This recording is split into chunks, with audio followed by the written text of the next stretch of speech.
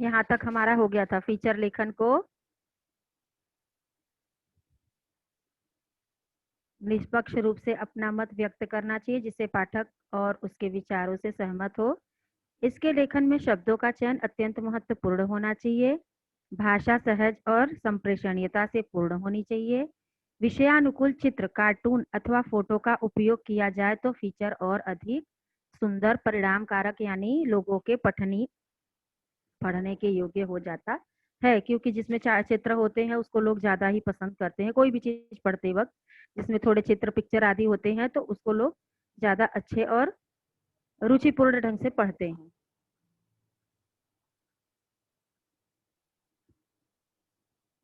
स्नेहा अपनी रो में बोलती जा रही थी, तभी एक विद्यार्थी ने अपना हाथ ऊपर उठाते हुए कहा, मैडम, आपने बहुत ही सुंदर तरीके से फीचर लेखन की विशेषताओं पर प्रकाश डाला है।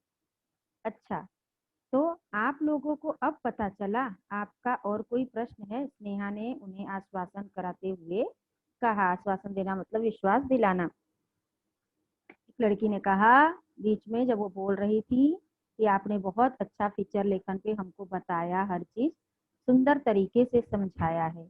मैडम, मेरा प्रश्न यह है कि फीचर किन किन विषयों पर लिखा जाता है और फीचर के कितने प्रकार हैं? बहुत अच्छा। देखिए, फीचर किसी विशेष घटना, व्यक्ति, जीव जंतु, तीज, त्योहार, दिन, स्थान, प्रकृति, परिवेश से संबंधित व्यक्तिगत अनुभूतियों पर आधारित आलेख होता है। उसने विद्यार्थी ने पूछा कि किन विषयों पर लिखा जाता है या फिर इसकी विशेषता क्या है। तब यहाँ बताया गया है कि यह क्या होती है, किसी विशेष घटना। जैसे पहले हम प्रसंग लेखन लिखते थे ना, सुवीक्षा आपको पता होगा, प्रासंगिक किसी भी घटना की प्रासंगिक वर्णन, प्रसंग लिखो। तो ये सब जब हम लिखते थे तो यही चीजें यहाँ बताई गई है कि फीचर लेखन भी किसी विशेष घटना से क्या होती है, संबंधित होती है।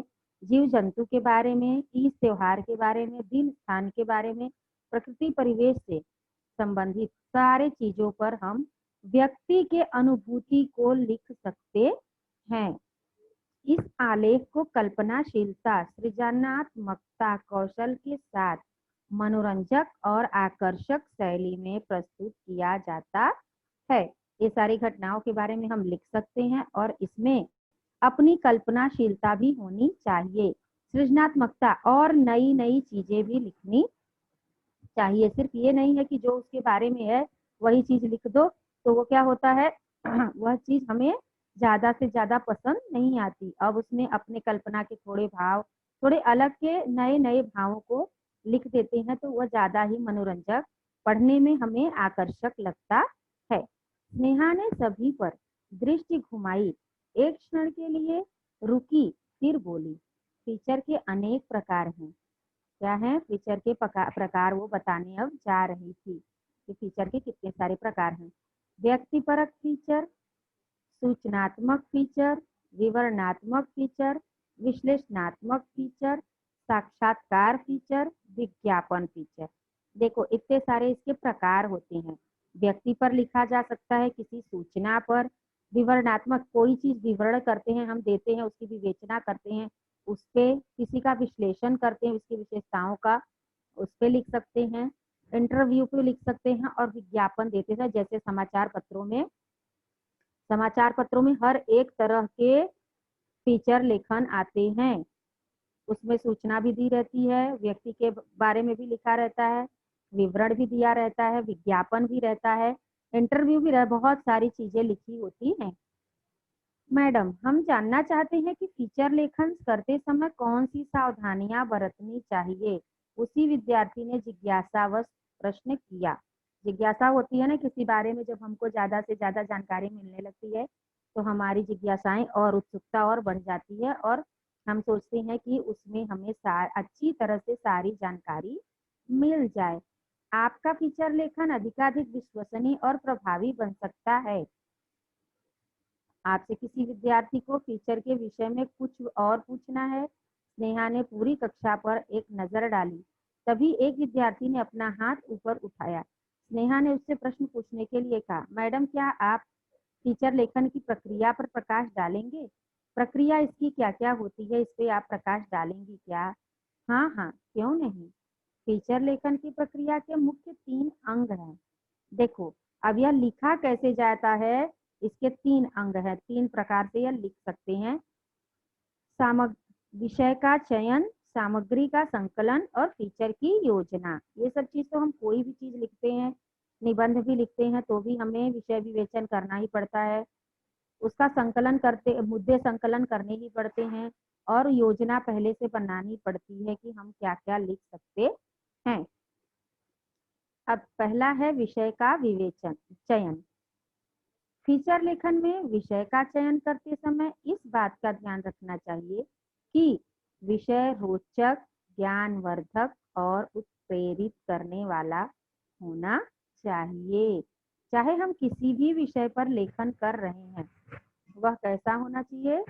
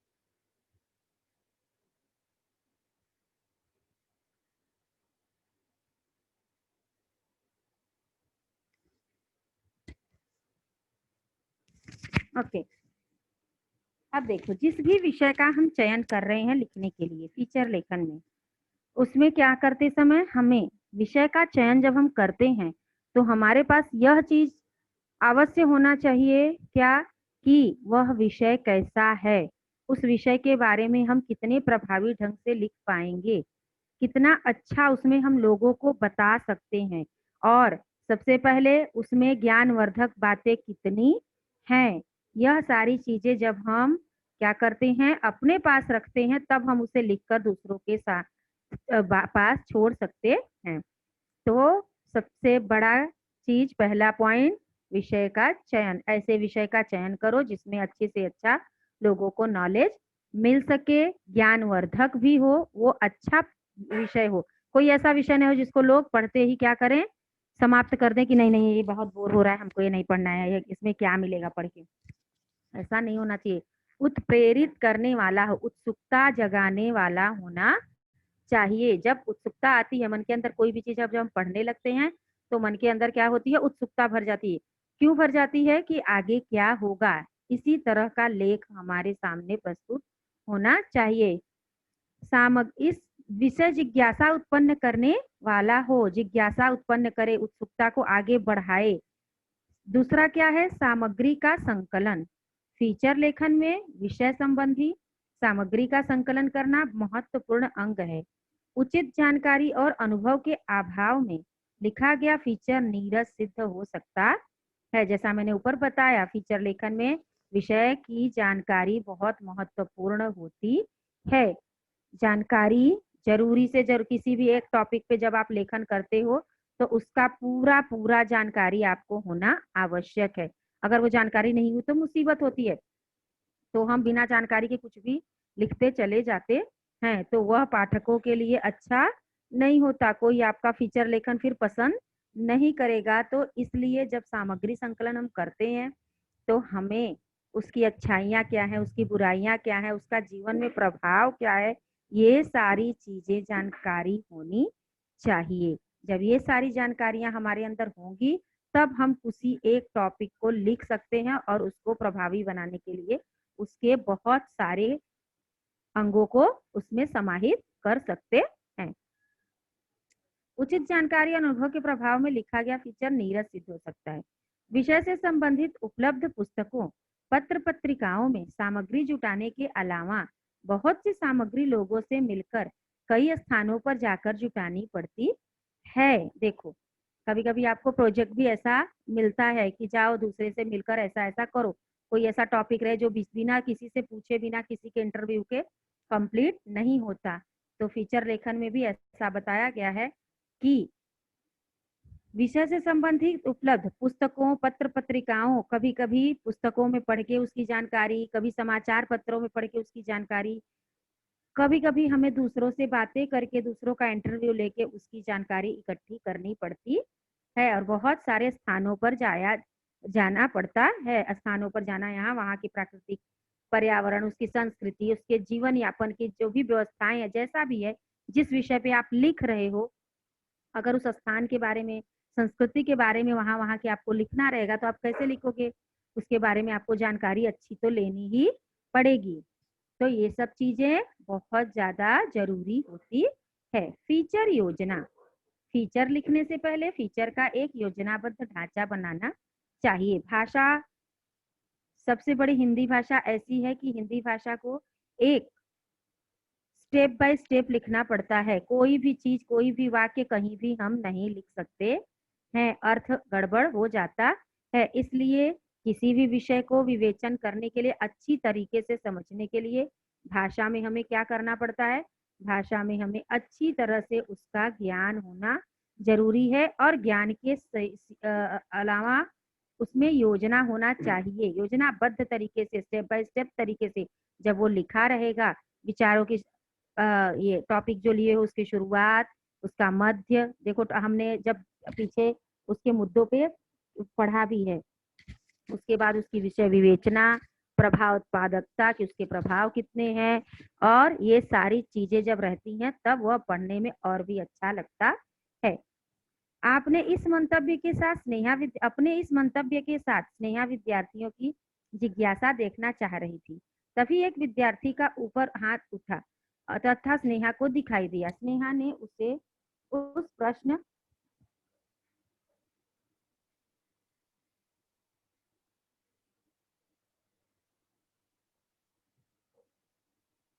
स्नेहा ने उसे उस प्रश्न पूछने के लिए कहा। स्नेहा का मंतव्य यह था कि वह पूछना चाहती थी कि क्या क्या होता है, मतलब ऐसा ऐसा मैं बता रही हूँ तो विद्यार्थियों की जिज्ञासा इसमें क्या क्या है। स्नेहा ने फीचर लेखन के चरणों पर बोलना शुरू किया। सॉरी, ओ वाह, कितनी रुचि रखते हैं आप लोग फीचर में। चलिए, मुझे लगता है आपका वह प्रश्न भी विषय की दृष्टि से बहुत महत्व रखता है। अब एक विद्यार्थी ने क्या लिखा, क्या पूछा प्रश्न? फीचर लेखन के कितने सोपान अथवा चरण होते हैं जिसके आधार पर फीचर लिखा जा सकता है? विद्यार्थी ने प्रश्न किया। ये सारी बातें स्नेहा की सुनकर विद्यार्थियों के अंदर और भी जिज्ञासा भर गई और एक विद्यार्थी ने क्या प्रश्न किया कि इसके सोपान कितने होते हैं? सोपान यानी चरण। एक एक चरण होता है किसी भी चीज का। जब हम एक अध्याय बोलते हैं ना, एक अध्याय पढ़ लेते हैं, उसका दूसरा अध्याय शुरू होता है, दूसरा सब्जेक्ट शुरू होता है, तो वह सब चीजें क्या होती हैं? बताई जाती हैं और लिखी भी जाती हैं। तो ये हमें समझ में आता है कि अरे इसका एक अध्याय पूरा हो चुका है या दूसरा अध्याय है। अब स्नेहा बताने जा रही है कि चलो हम उसके सोपानों की तरफ चलते हैं। स्नेहा ने फीचर लेकर के चरणों को पर बोलना शुरू किया। निम्न 4 सोपानों अथवा चरणों के आधार पर फीचर लिखा जा सकता है। अब ये क्या है? ये फीचर लेखन के 4 सोपान हैं।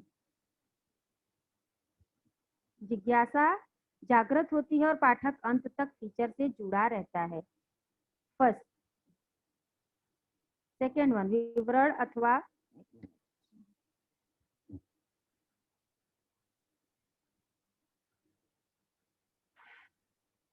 फीचर में विवरण का महत्वपूर्ण स्थान है। फीचर में लेखक स्वयं के अनुभव, लोगों के प्राप्त जानकारी और विषय की क्रमबद्धता, रोचकता अथवा साथ साथ संतुलित तथा आकर्षक शब्दों में पिरोकर उसे पाठकों के सम्मुख रखता है, जिससे फीचर पढ़ने वालों को ज्ञान और अनुभव से संपन्न कर दे।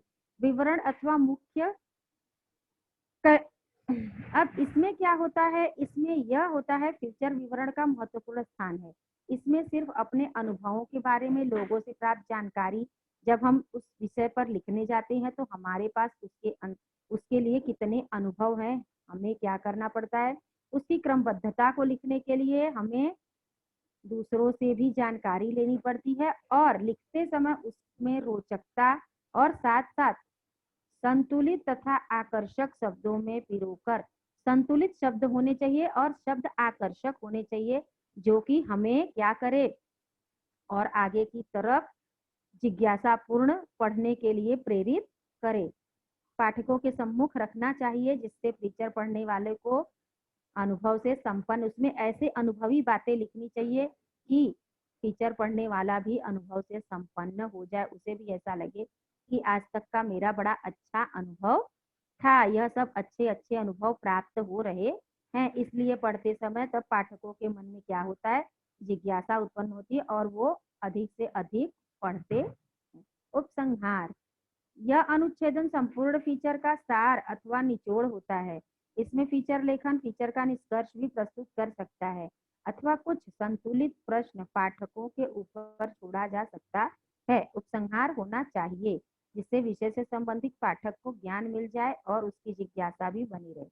अब उपसंहार क्या होता है? उपसंहार यह होता है सारे पूरे पाठ का जितना कुछ लिखा गया है उसका सार क्या होगा। उपसंहार थोड़ा ही होता है, पूरे पाठ का निचोड़ उस उपसंहार में लिखा होता है कि आखिर अंत में क्या क्या हुआ, यह सब किस चीज के लिए हुआ, या फिर इसके प्रभाव कितने हैं, या इससे हमें कितना लाभ होगा, या इसका महत्व कितना है। ये सारे चीजें उपसंहार में आते हैं, या इसे निष्कर्ष भी बोल सकते हैं। शीर्षक, शीर्षक यानी उसका जो एक टॉपिक दिया होता है ना कि इसी पर विषय पे हमें लिखना है, उसे शीर्षक। विषय का औचित्यपूर्ण शीर्षक फीचर की आत्मा है। शीर्षक संक्षिप्त, रोचक और जिज्ञासा वर्धक होना चाहिए। नवीनता, आकर्षकता और ज्ञान वृद्धि उत्तम शीर्षक के गुण हैं। देखो, शीर्षक फीचर लेखन की आत्मा है। शीर्षक से ही इंसान शुरू करता है पढ़ना। शीर्षक ही अच्छा नहीं रहता, छोड़ो जाने दो, इसका तो टॉपिक ही अच्छा, कोई कोई ऐसा हम कहानी वगैरह देखते हैं तो उसका टॉपिक इतना सुंदर दिखता है हमें कि उसे पढ़ने की जिज्ञासा तुरंत अंदर उत्पन्न हो जाती है। तो यही सब चीजें हमें फीचर में भी मिलता है कि शीर्षक फीचर की आत्मा होती है। आत्मा यानी शरीर से आत्मा निकाल दो, शरीर का कोई महत्व नहीं होता। तो शीर्षक सुंदर होता है तभी उस फीचर का भी क्या होता है, अच्छा, और पाठकों के लिए और भी श्रोताओं के लिए बड़ा अच्छा ये होता है। संक्षिप्त में अगर रोचक, फीचर छोटा होना चाहिए, जिज्ञासा वर्धक होना चाहिए, रोचक रुचिपूर्ण होना चाहिए और नवीनता, उसमें अलग नए नए ढंगों से उसको प्रस्तुत और ज्ञान को अपने बढ़ाने वाला होना चाहिए। आपने फीचर पर मेरा व्याख्यान ध्यानपूर्वक सुना। मुझे लगता है आपकी शंकाओं का समाधान हो गया। अब वो बच्चों से पूछ रही हैं कि आपने ध्यान से सुना, इसलिए क्या है, मुझे ऐसा लग रहा है कि फीचर से संबंधित आपकी सारी शंकाओं का समाधान मैंने कर दिया है। कहकर स्नेहा कुर्सी पर बैठ गई। इसलिए आप सभी को हृदय से धन्यवाद देती हूँ। उसने इतना कहा और उसके बाद में उसने कहा मैं आपको धन्यवाद दे रही हूँ, कहकर स्नेहा कुर्सी पर बैठ गई। हाल विद्यार्थियों की तालियों से गुज रहा था। हॉल में क्या हो रहे थे, सारे विद्यार्थी क्या हो रहे थे, खुश हो रहे थे और उनकी शंकाओं का समाधान हो गया था, इसलिए वह तालियों से गूंज रहा था। मैडम कहाँ खो गई आप? एक पत्रकार ने स्नेहा की ओर गुलदस्ता बताते हुए कहा। यह सब स्नेहा कब सोच रही थी? जब उसको राष्ट्रीय पद पुरस्कार मिलने पर स्नेहा को क्या हो रहा था, राष्ट्रीय पुरस्कार होने पर उनके यहाँ उसको क्या मिला था? पार्टी मिली थी ना, लोग आए थे ना? यस या नो? Yes ma'am. हाँ, तो Yes, ma'am. वही चीज उन्होंने क्या किया, वह चीज वो सोच रही थी। इतनी सारी बातें वो सब कब कब शुरू हुई थी? यह सब वो सोच रही थी कि ऐसे ऐसे मेरे साथ हुआ था, और आज मैंने एक महत्वपूर्ण स्थान अपने जीवन में पा लिया था। जिस तरह से मैंने अपने पिताजी को कहा था कि मुझे फीचर लेखन में बहुत रुचि है, मैं आगे पढ़ना चाहती हूँ, माँ ने भी मेरा साथ दिया। तो आज यह मेरा मेहनत, माँ का साथ और ये सब चीजें क्या हुई, मेरी पूरी हो गई। तभी एक पत्रकार ने स्नेहा को बोला, अरे मैडम आप कहाँ खो गई, और फूलों का गुलदस्ता थमाते हुए, मेरे विख्यात फीचर लेखक होने में आपका बहुत बड़ा योगदान है, पत्रकार ने कहा। पत्रकार ने स्नेहा को क्या किया, मैं आज जो कुछ भी हूँ उसमें आपका बहुत बड़ा योगदान है मैडम। यह चीज पत्रकार मेरा योगदान कैसे? स्नेहा ने कौतूहल से पूछा। कौतूहल यानी जानने की इच्छा होती है ना, कोई बात हम जब छोटा सा कोई एक टॉपिक या कोई एक चीज सुनते हैं तो उसे हमें और डिटेल में जानने की जो इच्छा होती है उसे कौतूहल कहा जाता है।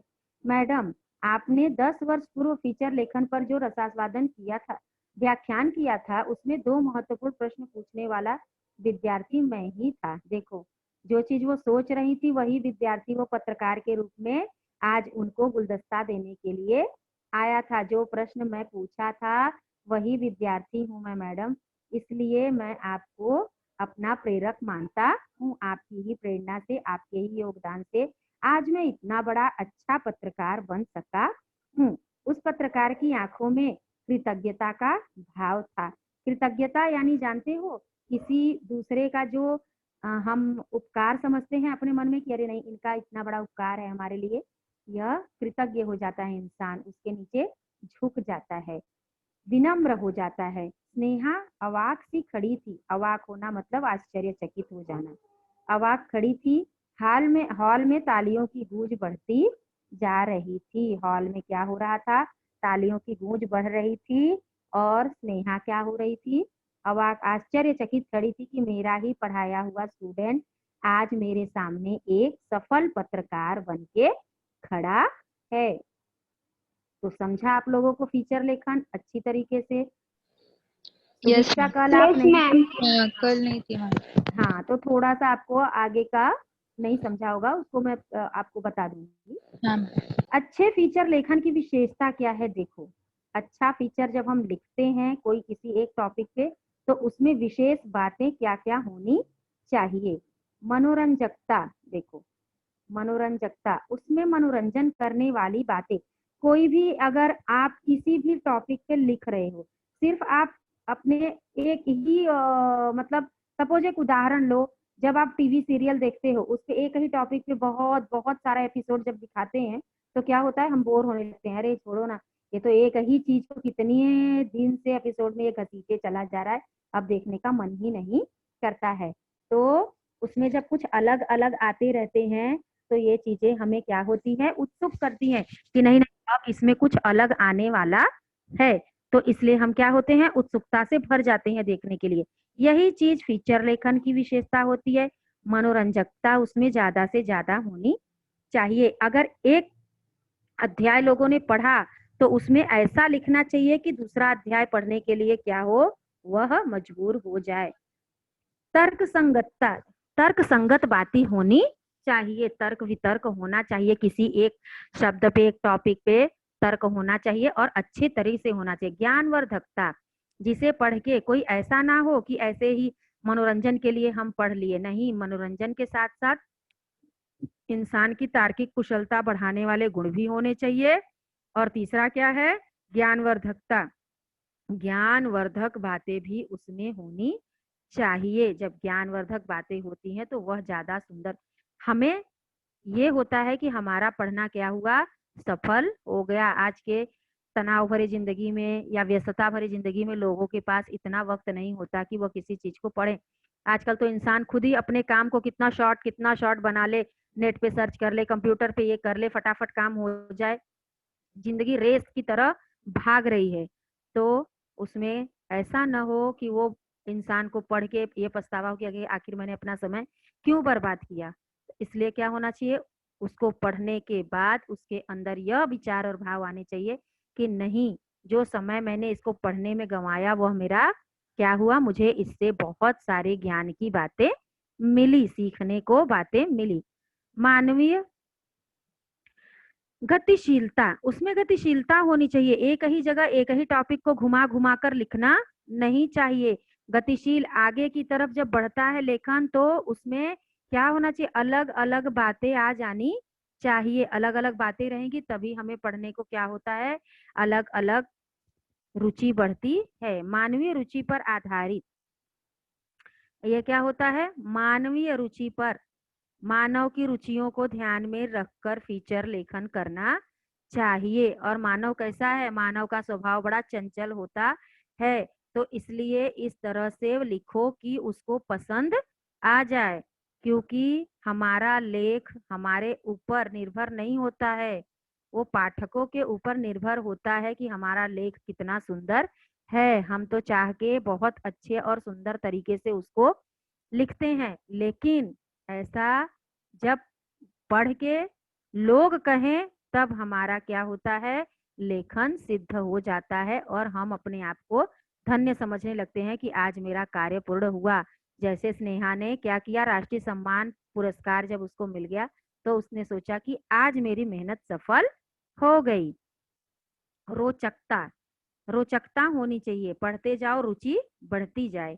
कल्पनाशीलता, उसमें एक कल्पनाशीलता भी होना चाहिए। कल्पना यानी कल्पना कर करके बातों को लिखना और हमारी कल्पना को आगे की तरफ बढ़ावा देना। चित्रात्मकता, भाषा शैली, भाषा शैली तो सबसे ज्यादा जरूरी है। लेखन शैली में सबसे ज्यादा जरूरी भाषा शैली सबसे महत्वपूर्ण होता है। अगर भाषा को हम नहीं समझ पाएंगे तो हम उसको क्या पढ़ेंगे। ऐसे ऐसे शब्द, ऐसे ऐसे व्याख्या वाक्यों का प्रयोग करना चाहिए जो कि इंसानों को जल्दी से समझ में आए, और सुंदर से सुंदर आकर्षक शब्दों का प्रयोग करना चाहिए जो कि ये भी सोचे कि अरे लिखने वाले ने कितना सुंदर लिखा है। भावात्मकता, भाव से परिपूर्ण होने चाहिए। जब भाव नहीं होंगे तो पढ़ने का कोई मतलब, जब हम कोई चीज पढ़ते हैं बड़ा सुंदर होता है तो हमारे अंदर भावों की उत्पत्ति होने लगती है। तो भावों की उत्पत्ति होना बहुत जरूरी होता है भाषा में या फीचर लेखन में। तो जब पढ़ता है तो उसमें भावों की उत्पत्ति होना बहुत जरूरी है, इसलिए भावना प्रधान होना चाहिए लेख। जब वो भावना प्रधान होगा तभी क्या होगा, अच्छी तरह से हमें भी समझ में आएगा, और जो लिखा है उसका तो बात ही छोड़ दो। अब ये देखो, प्लेयर के अवार्ड ने बना दिया चैंपियन। फीचर लेखन, ये फीचर लेखन है, इसको ऐसे हम लिख सकते हैं। ठीक है, ये उसका उदाहरण है फीचर लेखन का। तो देखो ये किस तरह से लिखा हुआ है। नागपुर महाराष्ट्र की महिमा पांडे ने हाल ही में टेनिस में सोनाली बत्रा सबा को 3.0 से हराकर जूनियर चैंपियन पर कब्जा कर लिया। इसके साथ ही साथ वह जूनियर चैंपियनशिप जीतने वाली पहली टेनिस महिला खिलाड़ी बन गई हैं। उनका कहना है कि असफलता सफलता की पहली सीढ़ी है, अतः उदास न होकर जी जान से कोशिश करने से सफलता प्राप्त होती है। वे बताती हैं, इसमें पहले अंतर्राष्ट्रीय चैंपियनशिप में मिली पराजय ने मुझे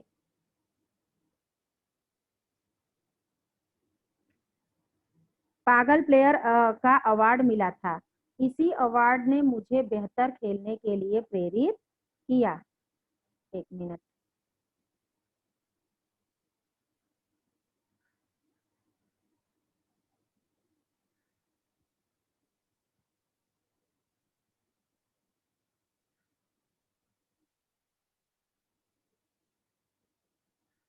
देखा, सबसे पहले उनको क्या हुआ, वो अपराजित हुई, या फिर बोल सकते हैं कि उनको सफलता नहीं मिली, लेकिन उन्होंने क्या किया, उन्होंने हार नहीं मानी, और हार न मानकर उन्होंने फिर से कोशिश किया, और जब जी जान से कोशिश करने पर सफलता प्राप्त हुई, किसी एक अपना एक उद्देश्य होता है, इंसान के अंदर एक रुचि होती है। जब वह उस उद्देश्य को प्राप्ति के लिए असफलता तो इंसान क्या करता है, असफलता सफलता की पहली सीढ़ी जो बोल रहे हैं वो सत्य बात है। असफलता तो मिलनी है, सबसे पहले कार्य में अगर हम सफल हो गए तो उस खुशी का एहसास नहीं होता है जिस जब हम असफल होने के बाद सफलता प्राप्त करते हैं।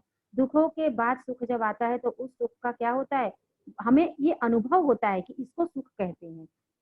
बहुत सारी कोशिशों के बाद, बहुत सारे अ, हर चीज ऐसे ही हमको मिलते चला जाए तो वो चीजों का हमें कभी कोई महत्व पता ही नहीं चलता है। लेकिन जब हम कोशिश करते हैं, कोशिश करने के बाद उसको हासिल करते हैं बहुत सारे दुखों यातनाओं के साथ, तब उस चीज में जो खुशी मिलती है वह तो अनुभव करने वाला ही समझ सकता है। इससे पहले अंतर्राष्ट्रीय चैंपियनशिप में मिली पराजय ने मुझे पागल प्लेयर, सोचो अब पागल प्लेयर का अवार्ड उनको मिला था। इसी रिकॉर्ड ने मुझे बेहतर खेलने के लिए क्या किया, बहुत ही ज्यादा। अगर इंसान को डिमोटिवेट कर दिया जाए तो क्या होता है, इंसान थोड़ा दब जाता है, नीचे झुक जाता है, वो विचारों में व्यक्त ये हो जाता है, क्या होता है उसको थोड़ा सा हतोत्साहित हो जाता है। तो इसलिए इस तरह से नहीं होना चाहिए, उस चीज को नेगेटिव पॉइंट को भी सकारात्मक विचार पॉजिटिव थिंकिंग में लेकर आओ और सकारात्मक तरीके से कोई भी चीज हासिल करो। खेलो, देखो कोई भी चीज, किसी भी चीज में हमारी जो रुचि है हमें उस तरह से जाना है और करना है। वस्तुतः खेल कूद में हमारे जीवन का एक अहम हिस्सा है। जो माता पिता अपने बच्चों को दिन भर बस पढ़ाई के लिए दबाव डालते हैं, उन्हें मेरा निवेदन है कि वे अपने बच्चों को खेलकूद के लिए भी प्रेरित करें। स्वस्थ शरीर में स्वस्थ मन का विकास होता है, निवास होता है। इस सूक्ति के अनुसार बच्चे दिन भर खेल कूद पर आएंगे तो शरीर भी स्वस्थ रहेगा। आखिर बच्चे बाल्यावस्था में खेल कूद नहीं करेंगे तो कब करेंगे। बचपन में मम्मी पापा जब इन्हें हमें खेलते देखते हैं तो एक ही बात बोलते हैं, पढ़ोगे लिखोगे बनोगे नवाब, खेलोगे कूदोगे बनोगे खराब। बहुत पुरानी कहावत है। लेकिन बड़े होने के बाद हम उन्हें प्रसिद्ध क्रिकेट खिलाड़ी, हॉकी खिलाड़ी, फुटबॉल खिलाड़ी तथा टेनिस खिलाड़ी के तस्वीरें दिखाकर यही कहते, देखो ये खिलाड़ी है, खेल कर ही आज इस मुकाम पर पहुंचे हैं। और सही बात है, जब बच्चे छोटे रहते हैं तो माँ बाप क्या करते हैं, अरे बेटा खेलो मत, थोड़ा पढ़ाई कर लो, थोड़ा पढ़ाई कर लो। और बाद में जब हम समझदार हो जाते हैं तो ये सारी चीजें हमको वो बताते हैं।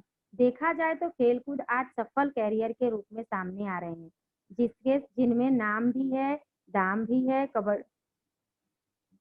कबड्डी भले ही टांग खींचने वाला खेल है, पर आज इस खेल ने भी एडमिशन एशियन खेलों में अपनी जगह बना ली है।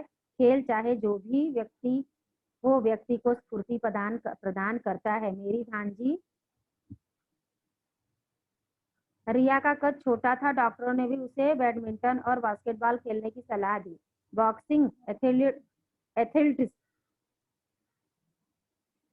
एथलेटिक्स रखी तो है ही। इंडोर गेम्स में शतरंज और टेबल टेनिस में भी ऐसे खेल हैं जिसमें नाम और दाम दोनों कमाए जा सकते हैं। आज महिला घर के सारे काम तो करती ही है, साथ ही साथ समाज, राजनीति, चिकित्सा, कृषि तक की रक्षा, यहाँ तक कि रक्षा क्षेत्र में भी अपनी पहचान निर्माण कर रही है। हमारे सामने कई ऐसे उदाहरण हैं जिनमें पुरुषों ने ही नहीं बल्कि महिलाओं ने भी आरंभिक असफलताओं के बावजूद बिना हिम्मत हारे, बिना निराश हुए खेलों की दुनिया में अपना स्थान बना लिया। ओलंपिक में बॉक्सिंग चैंपियनशिप जीतने वाली रिया बताती हैं कि स्टेट चैंपियनशिप में हारने पर मुझे लूजर बॉक्सर का खिताब मिला। बस मैंने ठान लिया कि अब तो चैंपियन बनकर ही रहना है और मैं बनी। खेलकूद अनजाने में ही जीवन के कई नियमों में हमें परिचय करवा देते हैं, जैसे अनुशासन, समय की पाबंदी तथा महत्व, समय सूचकता, मैत्री भावना, टीम वर्क आदि। ये सब हमें स्पोर्ट्स में बहुत अच्छे तरीके से सीखने को मिलता है। सारा दिन किताबों में सिर खपाओ और मोबाइल में गेम्स खेलो। बच्चों से भी कहना चाहूंगी कि खेल कूद को अपने जीवन का हिस्सा बनाओ। क्योंकि जो ऊर्जा और चुस्ती फुर्ती खेलों से मिलती है वह अच्छे से अच्छे जिम में जाने से भी नहीं मिलती। मोटापा कम करने के लिए साथ अनेक बीमारियों से हमें बचाते हैं ये खेल। एशियन खेल जगत में भारत का नाम रोशन करने ओलंपिक एशियाई खेलों में स्वर्ण रजत पदों की संख्या बढ़ाने के लिए आवश्यक है कि अन्य देशों की तरह हम भी खेलों को उचित महत्व दें। अब ये देखो, ये क्या था, ये फीचर लेखन था, लेकिन कितना सुंदर लिखा हुआ है ना। हमें बोर हो रहा है, हमें बहुत सारी चीजों की जानकारी भी मिली, 2-4 कहावतें भी इसमें डाल दिया गया है। बचपन में किस तरह, जवानी में किस तरह, बहुत सारे खेलों के बारे में हमें जानकारी मिली और असफलता से सफलता प्राप्त होती है। एक दो कहानियां भी इसमें बता दी कि मैंने किस तरह से असफल हुई और मैं फिर मेरे अंदर क्या हुआ, यह लगन लग गई कि मुझे चैंपियन बनना ही है और मैं बन गई। तो और इसमें बहुत सारे नियमों को भी बताया गया है कि हम क्या कर सकते हैं, अनुशासन, समय की पाबंदी, महत्व, समय सूचकता, टीम वर्क, ये सारी चीजें, ये गुण भी हमारे अंदर आ सकते हैं। तो इस फीचर लेखन में हमें क्या हुआ, बहुत अच्छी तरीके से स्पोर्ट्स का फीचर लेखन है ये। तो खेल कूद संबंधी अच्छी से अच्छी जानकारी हमें यहाँ प्राप्त हुई। ये था आपका फीचर लेखन, पाठ हो गया समाप्त।